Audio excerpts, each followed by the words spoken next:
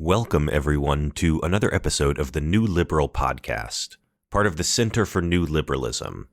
I'm your host, Jeremiah Johnson, and this episode is a mailbag episode.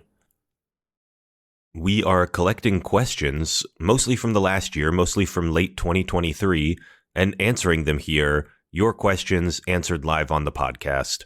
As always, if you want to have one of your questions answered on the podcast, send us a note at mailbag@cnliberalism.org, and you may be the one to get your question answered on the podcast next.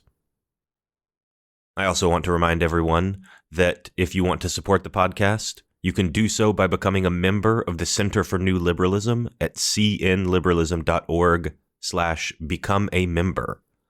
Members get access to special bonus episodes, Sticker of the Month Club, community Slack, stay in touch with organizers in your city, and much, much more. Become a member of the Center for New Liberalism today. With that said, let's jump directly into the mailbag episode.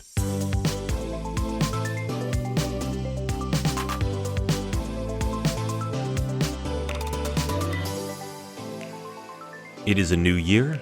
It is a new mailbag. It's a new podcast. The first question in this episode comes from Evelyn, who asks, how do you stay informed about politics and everything that's going on?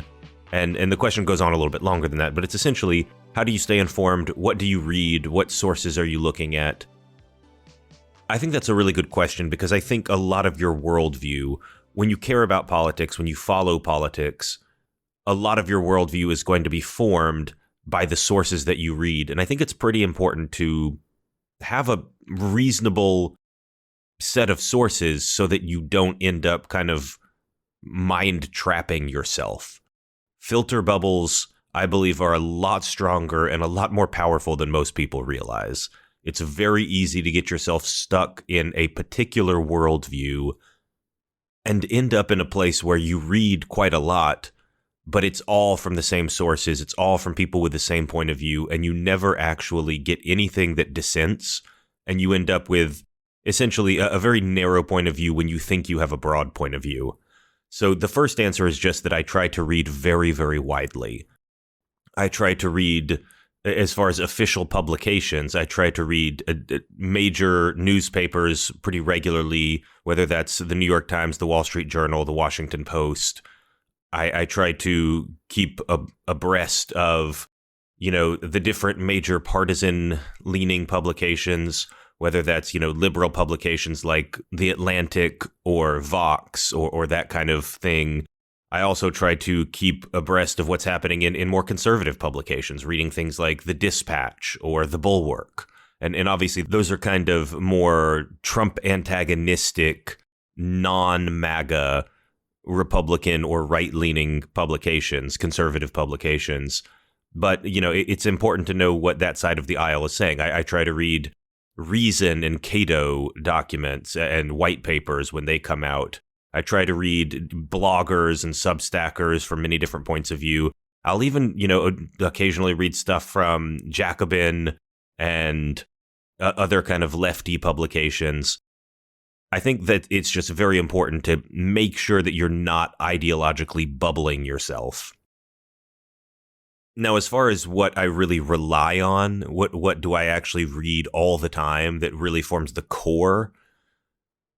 I can tell you there's a few things. Matt Iglesias and Noah Smith, I read nearly every Substack post they put out. They are two of my favorite Substackers and bloggers. I read The Economist. I read The Atlantic. The Atlantic is one of the few places, like online-only publications, that I pay for. As far as kind of getting factual news, I really enjoy reading Joey Politano's blog, which is kind of nonpartisan facts about the economy, analysis of the economic situation of the moment. I think Foreign Policy is one of the best magazines for foreign policy. You could do a lot worse than to just read Foreign Policy cover to cover every issue and take your foreign policy views from there. There's quite a lot more than that I read, but those are some of the things that I would consider like core to what I read and where I try not to miss much from those sources. But, have your core stuff, but make sure, most importantly, that you're not closing yourself off ideologically, that if you're on social media, follow a wide range of people. Follow people you don't like. Follow people who piss you off. Don't follow just if you're going to rage bait and, get into slap fights, but it's genuinely valuable to see what the other side's talking points are. Even if you don't think it's going to convince you, it's valuable just to not be trapped in the bubble so that strategically you know what they're doing and you know how to counter it, if for no other reason. But it's a good question, Evelyn, and thank you for sending it in. The next question is actually not a question at all, but something fun that happened on the neoliberal subreddit. The subreddit is obviously a place on Reddit where many members of the community gather, and every year they have a charity drive that benefits the Against Malaria Foundation. And sometimes we offer fun little perks that incentivize people to donate. This year, we ran a little promotion that essentially said if you are one of the top donators, you might have a chance to have 3 sentences read on the Neoliberal Podcast, or I guess now the New Liberal Podcast, as we've changed the name. And I honestly didn't think anyone was going to donate enough to hit the threshold that we had set. We kind of set a high threshold for you need to hit this bar. You have to donate quite a lot before we will do that. But lo and behold, someone did hit the threshold. And so now we are reading 3 sentences from Jimmy Daly, a member of the Neoliberal subreddit. Congratulations, Jimmy. And thank you for donating to the Against Malaria Foundation. The sentences that Jimmy Daly selected for me to read, honestly, I kind of respect it a little bit. Jimmy Daly is a Stanford alumnus and a current UT Austin PhD candidate who recently donated his kidney and 10% of his salary to strangers. He is interested in advancing liberty and prosperity around the world, and he will be on the job market in about a year. If you know of any organizations that would be a good match for him or are interested in hiring him yourself, you can contact him at james.daly.bronson@gmail.com. That's not how I expected that to go when we offered that as a promotion. I expected someone to want me to read something very ridiculous or absurd or make me say communism is great or I love Trump or something like that. But instead, just a little bit of hustle. So Jimmy Daly's personal ad, there you go. Happy to do it. And thank you for donating to Against Malaria. The email address, one more time, was james.daly.bronson@gmail.com for anyone who is interested in reaching out to a job market candidate. On to the next question, on to another real question. But thank you one more time for donating to Against Malaria. Everyone should do it. It's a great charity. Our next question comes from Steven, and frankly, this came from a couple people, but we're going to say it's from Steven. We're going to pick one person. We got a couple emails about a recent episode of the podcast that was Are Your Points in Danger? Featuring the Points Guy. Essentially, the feedback that we got on this episode from several people was that the guest seems to be dodging questions. They fail to address what the industry-wide change would mean for consumers. They express the point of view that, really, the credit card point system is rent-seeking, and, Jeremiah asked some decent questions which were not necessarily satisfactorily answered on the podcast. We had a couple people write in to express this, and so, I do think it's worth addressing. It was an interesting episode for me because, number one, I wanted to do the episode kind of from my own volition because I really enjoy the points game as it exists. This is something I've been invested in for quite a while. I've been reading the Points Guy website since, I don't know, maybe more than a decade back. I don't know. It's been a long time. I couldn't even tell you when I first started reading it. It's obviously a well-known website, and I've been attached to it for a long time. So when I had the opportunity to interview the Points Guy, I kind of jumped on it. And it is an interesting question to me in terms of which kind of credit card regime is better. There's the European system where they strictly regulate the interchange fee down to, it can only be a certain low amount. And that means, fees are lower. Theoretically, costs should be lower all through the system, but they get no cash back. They get no points. European credit card rewards essentially don't exist. The American system is that credit card companies typically charge about 2 to 2.5% on credit card purchases. And some of that goes to the bank, like Chase or Bank of America. Some of it goes to the Visa or MasterCard, what's the network. And because of that, credit cards in America can offer really, really great rewards. There are credit cards that give you 2% cash back on everything, no exceptions, and they do it with no fee. And that's an amazing deal for a lot of people. And so essentially those people, when, there's a 2% fee that is given out, but they're getting all of it back. And there's an interesting argument for, which system is better. Is it better to have that 2% going to the credit card companies, but then directly back to the consumer? Or is it better to just cut out that middleman and not have it at all? I will admit that I'm kind of biased here. I recognize there's a case for the European argument. There really is a case there. I prefer the American one because I benefit from it so much. I think the European case is strongest on efficiency grounds in that it's hard to imagine that it truly wouldn't have any impact on cost if we reduce the fees. I think it probably would have some. And why allow a middleman like Visa or MasterCard or American Express to just sit in the middle of every single transaction in the economy and take 2% out of it? Why do that? Why not regulate how much they can take out of it if we've got to have them running every transaction? Okay, I could see there's a case for that. There's, potentially some cartel-like behavior and blah, blah, blah.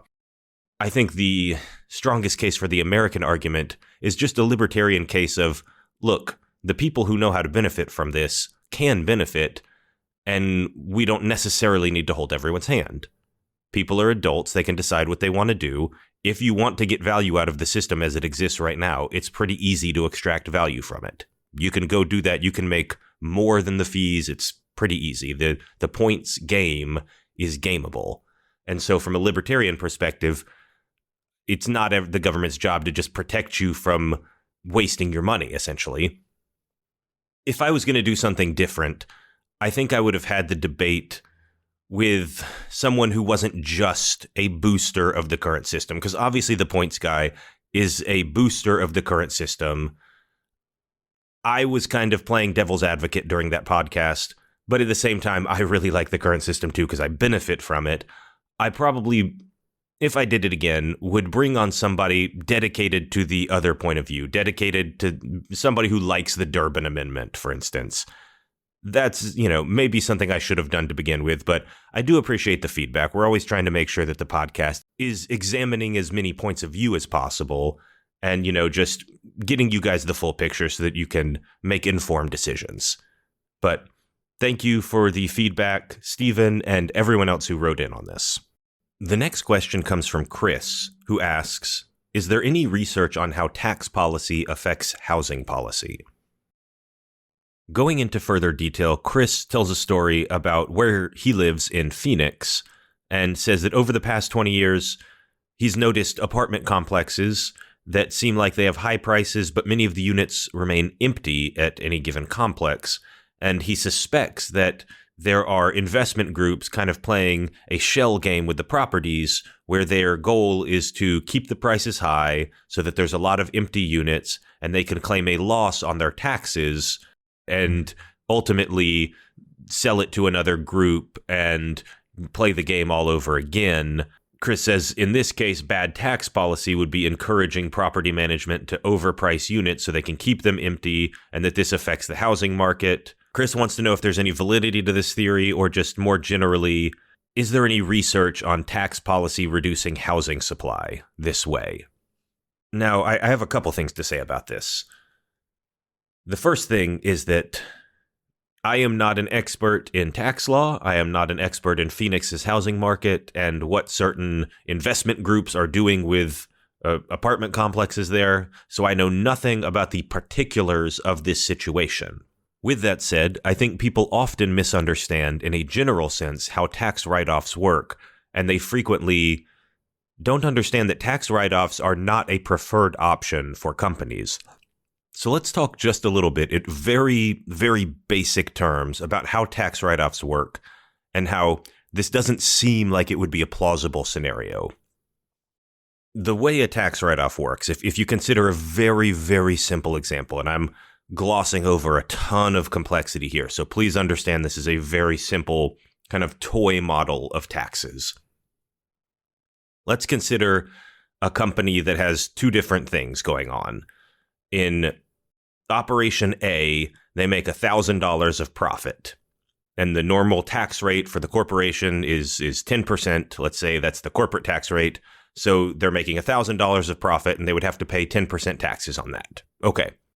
Let's say they also have a second arm of the business we'll call Operation B, and Operation B lost $300. It has a negative profit. And maybe we're thinking that could be used as a tax write-off. That could be used as a tax write-off. They're going to just write it off. It's money in the bank. It doesn't matter that they lost the money. They're writing it off the taxes. The way that works is not that they get $300 back. The way that it works is this. They had $1,000 of profit, and so they will reduce their profit by $300 and say, now we just have $700 of profit, and we're going to pay 10% of that instead. And so instead of $100 in tax that they owe, 10% of $1,000, they now owe $70 in tax, 10% of $700, which is $1,000 minus $300. So that $300 loss did save them some money. It saved them $30 in taxes paid in this scenario. But it still would be better for them to not have run the loss. They did not make up the entire $300. It would be better if Operation B was actually profitable. There's no scenario here in this example that I've constructed where a tax write-off actually means that it makes sense to try to lose money in one particular operation. Now, like I said, I don't know the particulars or the complications that may be going on in any particular case in the Phoenix real estate market, but I'm always very skeptical that, the company is intentionally taking a loss. That story just almost never makes sense. Usually it would be better for the company to just make money, and any tax write-off is more like they're mitigating the harm, but there is still some harm because they lost money. So the particular scenario that Chris laid out, where apartment complexes in Phoenix are being artificially kept scarce, kept empty in order to take a loss, I don't find it necessarily very plausible. Maybe something weird is going on there. Maybe there's some complicating factor, but I don't find it very plausible. But the broader question is actually pretty interesting. Does tax policy impact housing policy? I think absolutely it does. In the broader sense, housing policy is impacted by tax policy in so many ways. One of the most important features of our national tax code at the federal level is the mortgage interest deduction. You can deduct from your income any interest that you pay on your mortgages. And that is a distortion of essentially the housing market that encourages homeownership. And maybe we think homeownership is a good thing to do, but it is a massive intervention in the housing market that causes more people to own than otherwise would own. It tilts the field away from renting into owning. Another example of tax law that affects the housing market is California's Proposition 13. Proposition 13 was a famous proposition that passed at a referendum in California, essentially, that artificially limits how much property taxes can increase from year to year. So, if somebody has owned their house continuously since, say, 1982 in San Francisco, maybe they bought this house for $70,000 in 1982 in San Francisco, it might legitimately be worth $3 million today, and yet it's probably still being taxed as though it was priced at $70,000. That's what Proposition 13 in California does. And so people in California who have owned their homes for a long time and seen the value appreciate do not have to pay property taxes on it in the way that everyone else does. It biases the system towards longtime homeowners, and for many people, it actually locks them into their house because it is such a good deal for them to just hold on to that house forever because they have to pay almost no taxes on it. And I think that has a really really big impact on the market in many California cities. So there's examples out there everywhere of how tax policy can impact the housing market. I just don't find the particular example that Chris used necessarily the best one, but the examples can be found everywhere else for sure. So kind of an interesting question, perhaps a little bit conspiracy-ish from Chris, but it led into an interesting discussion, and I would encourage you to chase that rabbit hole, just not that particular one. Our next question comes from Katie, who essentially asks, how nervous are you about 2024? She says Donald Trump is ahead in almost all the polls that I see, and it really seems like there's a real chance he could be reelected again. I guess not reelected, it would be elected again.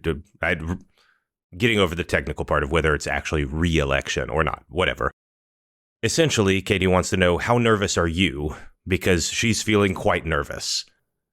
I think that's a really fair question, and the answer is that I'm really nervous as well. I think if you think Donald Trump has a real chance of getting reelected, then you are in the correct spot. He's arguably the favorite right now.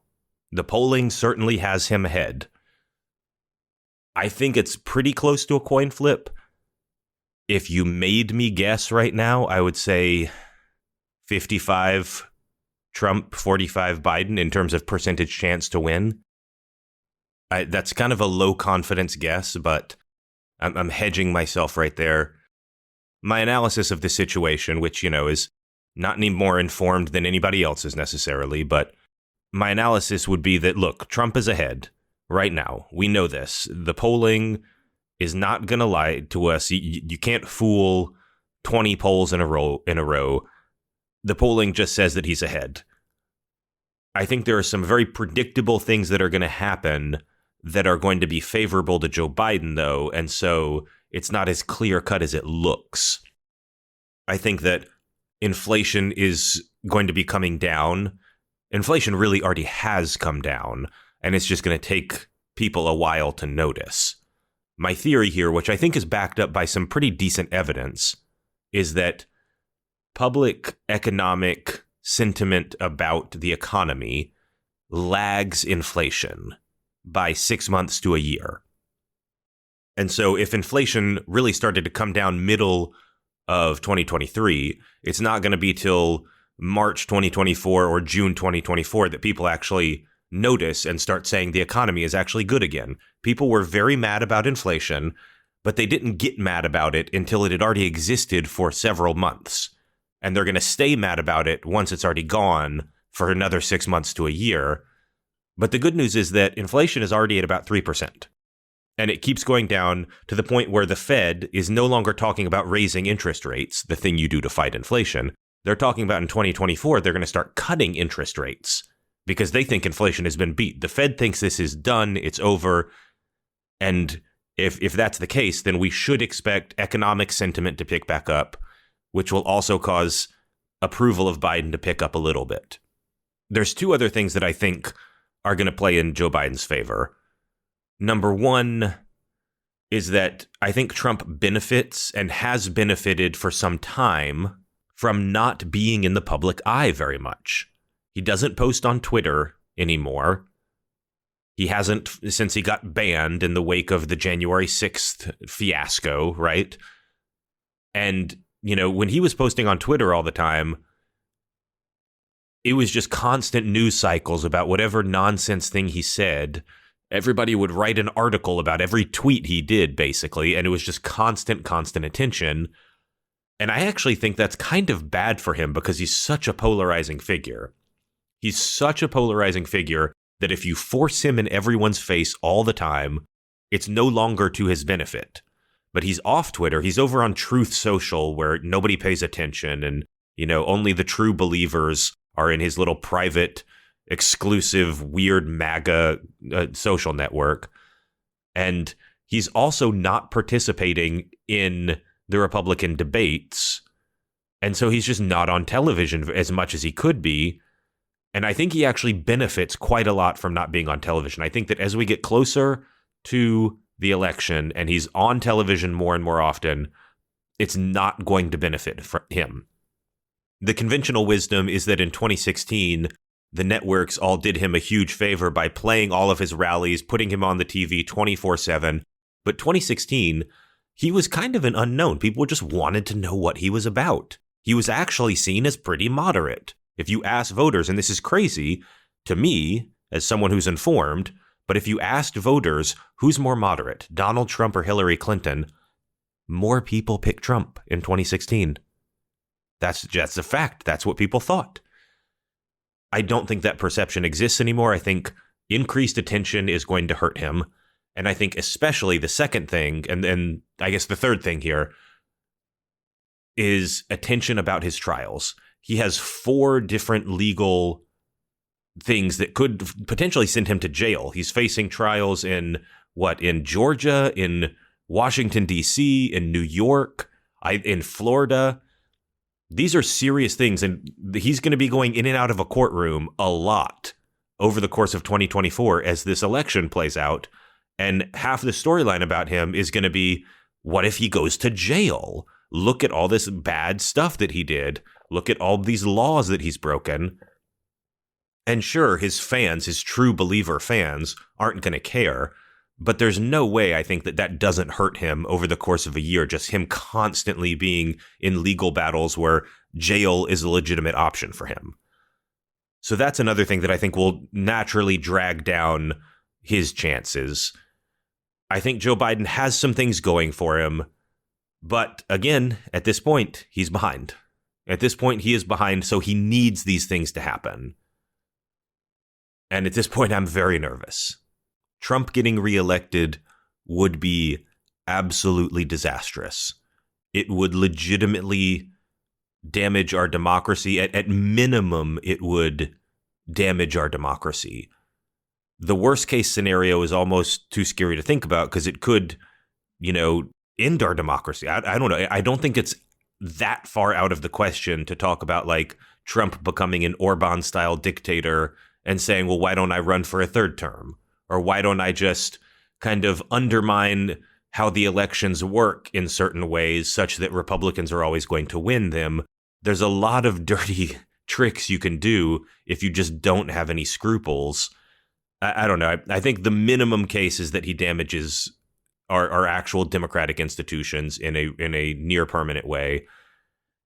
And so I think it's a really, really, really big deal. And we need to put a lot of energy into making sure that it doesn't happen. But thank you for the question, Katie. Our next question comes from Jorge, who writes, Jeremiah, big fan of the podcast. My question is, how do you think about a potential deal in Congress over Ukraine aid and the border crisis? Jorge goes on to kind of outline what's happening, which is essentially that Republicans are holding up aid to Ukraine. There's a lot of people in the Republican caucus who just don't want to give aid to Ukraine. Some of them still do, but they've said that if we're going to do this, we have to get something in return. We want to address the border. We want, the tough on immigration, tough on the border kind of stuff that the Republicans are always asking for. And Jorge essentially wants to know, how do you think about cutting a deal on that kind of stuff? I think that's a really interesting question because it involves, basically putting one of your priorities, one of your ideological values against another one and trying to figure out how to compromise. I am wildly in favor of immigration. I think immigration is America's superpower and it makes us stronger. I think a lot of the posturing that Republicans do about the border is really bad faith and really nonsensical, and the things that they're afraid of are not even bad things sometimes. And so I'm usually very hesitant to play their game about like, what's going on at the border is a real crisis. We've got to crack down. We got to do all this. I normally don't want to get sucked into that. But at the same time, I am very, very pro-Ukraine. I think it's very important for the cause of liberal democracy all over the world that Ukraine be able to defend itself. And if it is going to adequately defend itself, it really needs aid from all over the world. It certainly needs more aid from Europe, and the Europeans should step up and do more. A lot of Eastern Europe has actually done an enormous amount, way more than their fair share, given the size of their GDP and their militaries. But Western Europe needs to step up. But the U.S. also should send more aid. The U.S. is in the position that we're able to, and we should. And so basically, this is kind of like saying, are you willing to take a hit on one issue to ensure that another issue goes well? It's kind of hard to say without knowing the specifics of any deal that's offered what I would do in any given situation, right? We don't know what specific deals are being offered. We don't know what terms are on the table. We don't know if anything will actually happen or if Republicans are just using this as an opportunity to grandstand, and they never intend to do any Ukraine aid ever, and they just want to talk about the border endlessly for months in Fox News and CNN talking head appearances, right? Maybe that's the case. But I will say, in general, I am willing to cut these kind of deals where I give up something that I really want, or even do something that I think is counterproductive to get something else that I think is really, really important. I think it's important to have a functioning Congress where people pass bills, even if they're not perfect. I think it's important that you have deal makers in Congress that can make things happen. Because, the whole point of Congress is that there's going to be people from different parties, but you should be able to strike a deal.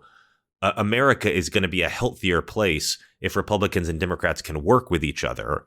And maybe that sounds like, kumbaya nonsense in the modern age of partisan fighting. But there's been parts of our history where that was just the case, that it was easy to work together and all sorts of stuff got solved regularly. And I think it's a much more recent thing that Congress just seems broken and unable to function, and nobody can cut a deal because nobody trusts anyone and we don't ever want to deal with the enemy. I think that's just a bad way for Congress to be. And so if I was in Congress, if I was doing the voting, I would try to be a deal maker, knowing that when you're a deal maker, you're going to have to take some tough hits on some of the negotiations. You're going to negotiate some things that you're not going to be a fan of, but you do it because it pushes something else important through.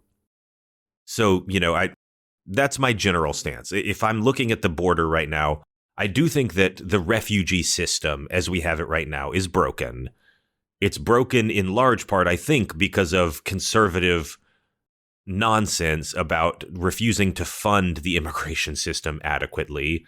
And also just it's badly designed. We have a badly designed system that needs to be updated from the ground up. We can't do a comprehensive update or upgrade of it because, again, immigration is such a toxic thing that conservatives only really want to grandstand about. They don't want to solve the problem because then they couldn't point to the border crisis anymore. So, I don't know. I think there is a real problem. We have this refugee system where essentially the broad outlines are that it's really, really easy to kind of get here and claim asylum. And then you have to go through a process where somebody will give you a fair hearing and you can make the case that you are a refugee and that you are legitimately in danger for whatever number of reasons. I'm kind of skimping on the details here. But because it's so easy to kind of come here and claim that, there's an overload of the system where you might have to wait for like several years to get your hearing. And so there's only a couple things you can do if the backlog is that long. You can just release people, which means that, well, anybody can come here, claim refugee status, and then just be in the country. You can keep them contained, but that means putting them in like horrible condition jails. And like, you've seen the stuff with like kids in cages or whatever, or like these horrible facilities. Well, that's kind of what comes if you decide, well, we're not going to let them wander around. You can deport them without giving them a hearing, but that raises a whole lot of legal questions and seems to violate a lot of principles that the U.S. was based on. And so there's not really a good system, except what we need to do. The common sense kind of compromise would be, well, we need to fund a lot more judges. We need to just increase the amount that our immigration system can handle, number one, so that we don't have such an enormous backlog. We should probably also make the rules for who is going to be a refugee a little bit clearer so that it doesn't seem as easy. At this point, look, the U.S. has a reputation for having a relatively easy system, and people come kind of knowing that even if their refugee status is denied, it might be denied 2 years down the road, and so at least they'll get some time here. Like, I do think that's part of it. There probably is a compromise that could be had, but do I trust Republicans to make the right compromise? I would try to reach it. I don't know whether it is reachable, but, my instinct is to be a deal maker in most instances here. I do think there's something worrying about the border. I'm not sure if I trust Republicans to actually want to solve the problem as opposed to just doing something that makes them look tough. It's a really tricky situation. But thank you for the question, Jorge. The next question comes from Chris, a different Chris here. We've got two Chris's writing in this podcast, apparently. And Chris writes, "Hey, Jeremiah, I've really been enjoying Infinite Scroll. One of the things that you seem to imply from your writing there is that you think social media is leading to a more polarized political situation in America. Can you explain why you think that's happening and why it's different from media in the past?" Thank you for the question, Chris, and definitely appreciate everyone who reads Infinite Scroll. If you're not aware, I have a new blog. It's called infinitescroll.us. And I write not necessarily about politics all the time, but more about social media systems and kind of analysis of the social internet and the forces that drive people online in kind of social media spaces. So definitely check out Infinite Scroll if you're interested. But beyond my shameless plugging of my own blog, this is something that I think. I don't talk about politics all that much on that blog. I do get into it sometimes because I'm me. I can't help it. But I do think that the way social media systems are designed kind of makes them inherently polarizing.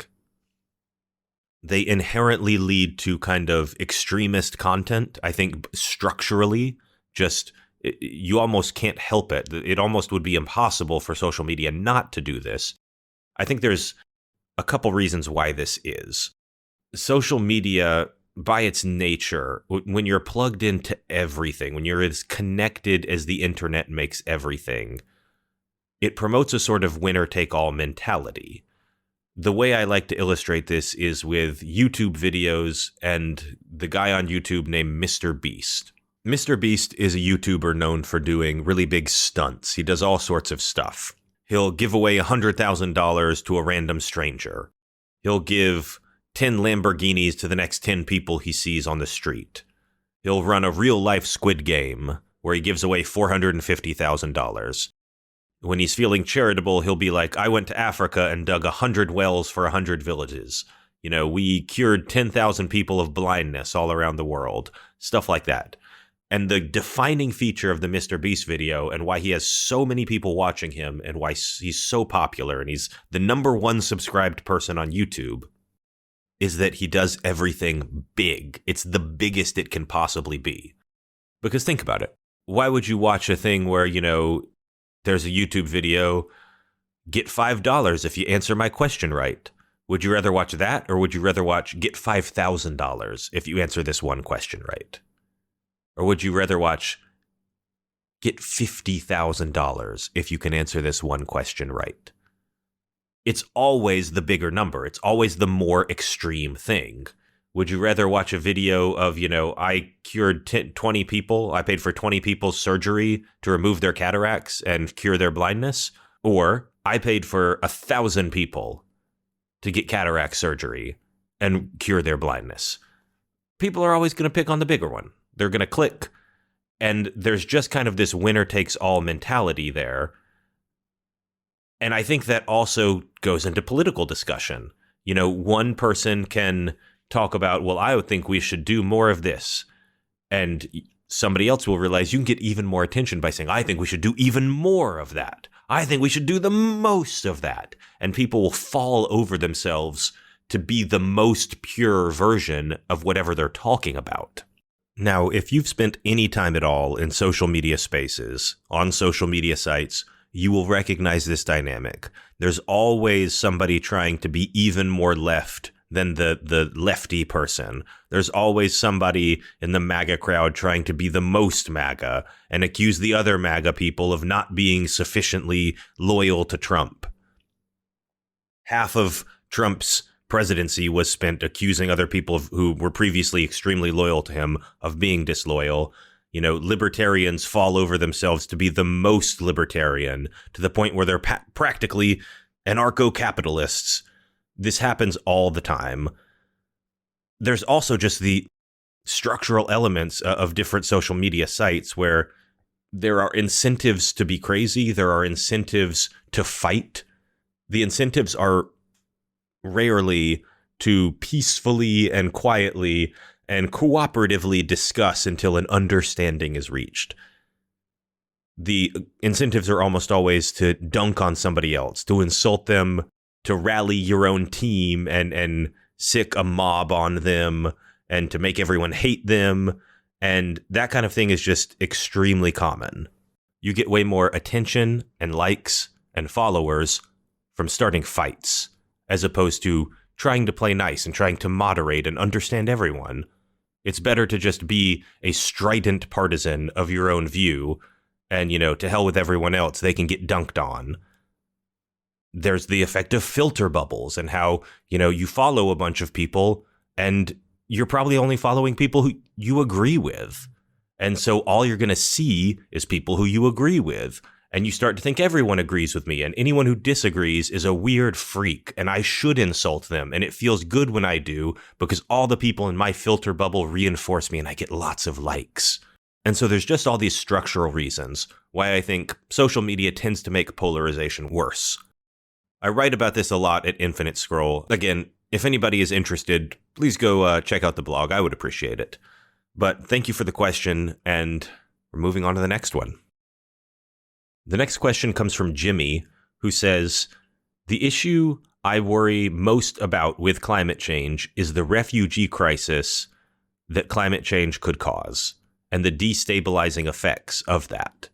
Jimmy has a long letter, which we're not going to read all of it, but essentially talking about how, you know, most of the impacts of climate change are going to be felt in kind of poor countries in the tropics of Cancer and Capricorn.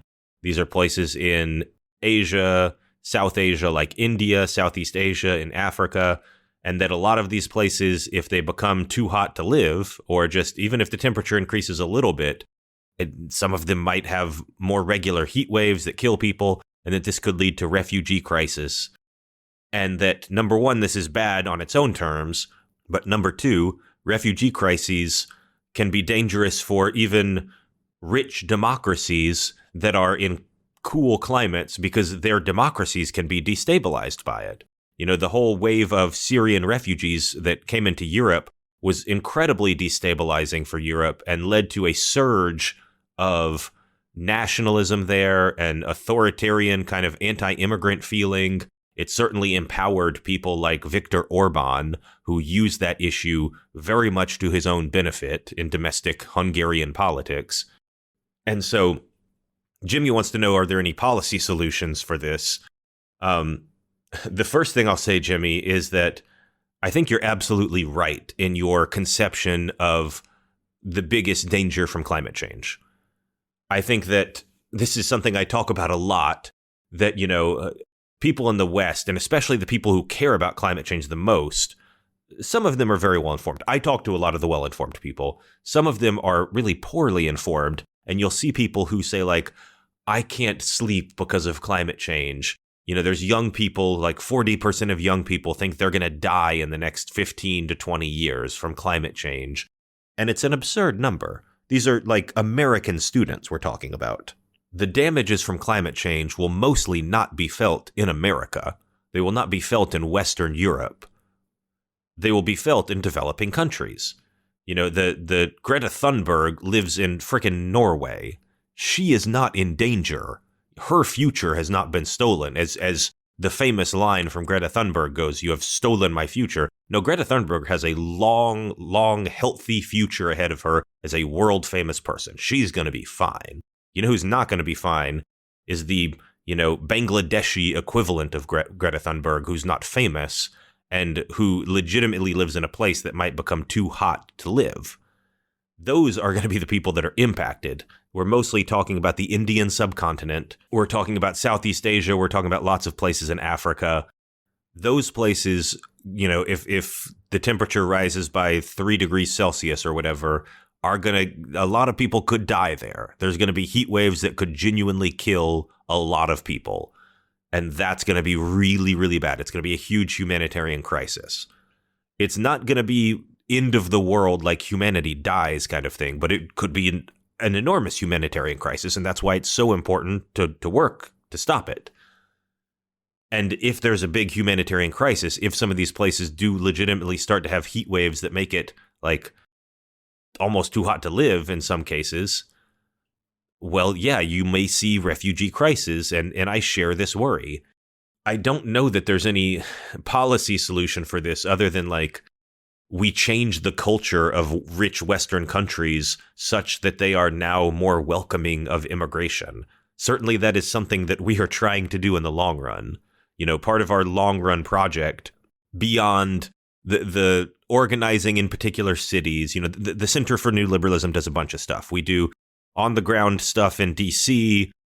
We have full-time employees in DC kind of doing stuff to lobby in DC, whatever.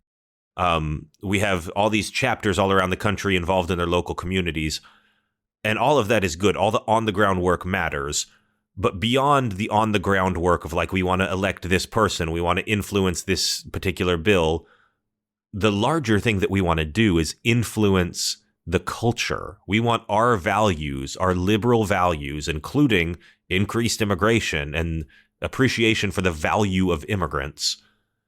We want that to become part of America, and even more than it already is. We want to change how people think about immigration in the long run, like a long-run cultural change. We're trying to do it. It's very hard to change the culture of a nation of 300 million people. It's not as easy as pressing a button, so it's going to be a long time coming if we can ever make any progress there. But we are definitely trying. Beyond that, I don't know that there's much you can do. You can't stop there from being a refugee crisis. And you can't stop people from trying to get places that are going to be nicer, like rich countries. You can't stop rich countries necessarily from reacting badly to that if the publics don't like it. The one thing that I'll say is that this is likely to be a long-running kind of slow motion thing. I don't think it will be a similar thing necessarily to the Syrian war, which, the war breaks out in a relatively short period of time. There's just millions and millions of Syrians trying to get into Europe in a fairly short period of time. I think this is more likely to simply be a longer term pressure that, there's going to be a steady increase in people trying to move out of certain regions of the world and into cooler regions of the world. Not 10 million all at once necessarily, but just a little bit more every year, a little bit more every year, a little bit more. I think that's likely. So if we have the right immigration institutions set up that we can handle some of that load, I think there's a chance it doesn't necessarily go badly. That's about as much as I can say without really getting over my, way out of my comfort area and talking about something that's wildly hypothetical. But I do think it's an interesting scenario and it's worth thinking about. So thanks for the question, Jimmy. We have one final question, and this one is more of a comment, but it's an interesting and insightful comment from an insider, and so I'd like to talk about it anyway, even though it's somewhat bereft of an actual question. This one comes from someone who actually works in the Alaska legislature, who will remain nameless for now. I want to protect their identity just in case anybody would get mad at them. But they work in the Alaska legislature, and they say, "Listen to your podcast on Colorado today and found your comments about Mary Peltola's pro-fish message interesting. I work in the Alaska legislature, and me and my peers find Peltola's pro-fish stance a little funny because it sounds great, and people love it, but it says nothing at all about where she stands on the issue. Doubly so because she's very well versed in these issues. Her last job was, to chair the Intertribal Fish Commission, so she knows about the details. Fish are complicated up here in Alaska. But for everyone, whether commercial fishers, sport fishers, subsistence fishers, the operative question is not pro-fish versus anti-fish, but how to define a sustainable harvest and allocate it between competing groups. The pro-fish message slides past all of that in a beautifully unobjectionable way. I think that's a really interesting comment, and it almost makes me like Peltola more. Because the comment essentially here is saying, like, look, Peltola knows her stuff. She knows the detail of the policy. She's been here. She knows all the groups that are competing for a limited number of fish, and she knows that we can't take too many fish out or else it'll be overfishing, and so we have to define a number that we can take out that's sustainable, and we have to define a schedule for that, and who gets what, and there's competing groups, and blah, blah, blah. That's all really, really interesting to me, because frankly, I didn't know anything about the fishing industry in Alaska before this. I've been up to Alaska once and actually went salmon fishing and actually caught some halibut as well. It was great. Still know nothing about the industry. I just, held the rod in my hand and the fish jumped onto the line. It was a great trip. But this detail, shows that there's a lot of complexity there. And yet still, even with all this complexity, it's actually a complex policy issue. Mary Peltola managed to find the one framing that would make her super popular with everyone in Alaska. She doesn't have to say, oh, well, I think we should give more to commercial fishermen and less to sport fishermen. Or she doesn't have to say, I think we should give less to commercial fishermen and more to tribal, fishers who fish in subsistence waters or whatever. I don't know I don't even know what the groups are here, but she doesn't do any of that. She just says, I am pro-freedom and pro-fish. I think it's like family, freedom, and fish or something like that is her motto. And like, what a great look. Like, just everybody loves that. It's just great. It's just a way of saying, like, I'm one of you. I'm just one of you. I'm pro-fish. I think it's actually harder than people realize to, like, kind of politically jujitsu yourself into that situation where everyone thinks you're on their side. Anytime you get a chance to do that, you should go for it. Politics is the art of sucking up to people sometimes. That's just what it is. You don't have to back away from that. If you want to get elected to Congress, some amount of that is going to happen. You're going to have to suck up to some people. You're going to have to, kiss some babies, shake some hands, etc. And I love people who can do that in a pragmatic way, who still actually know the ins and the outs of the policy and can, make good policy happen, but can also message it in such a way that it just appeals to everyone. Even the people who aren't in the fish industry in Alaska probably know people in the fish industry in Alaska, maybe their cousin or their neighbor or somebody, and so they think pro-fish is great. Look, I think Mary Peltola is great. If you're on Mary Peltola's staff and you're listening to this podcast, well, we'd love to have her on the podcast. Let's get her on, So, with that, I think we will close the episode. Thank you, everyone, for writing in. If you, once again, want to have your question featured in the next mailbag episode, the address is mailbag@cnliberalism.org. Send us a note, and your question could be featured in the next one. Thank you all so much for listening, and catch you next time.